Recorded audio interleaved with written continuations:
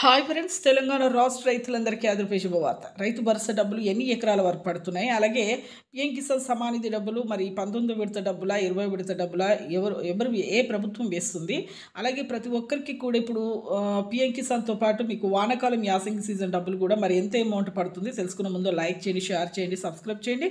పక్కన bell icon all symbol button గంట symbol నొక్కితే నేను వేసే లేటెస్ట్ అప్డేట్స్ వీడియోస్ నోటిఫికేషన్స్ మీకు వెంటనే అయితే వస్తే లైక్ చేయండి. ఒక లైక్ ద్వారా 10 మందికి ఈ వీడియో వెళ్తుంది, వాళ్ళకు కూడా ఇన్ఫర్మేషన్ అనేది యూజ్ అవుతుంది.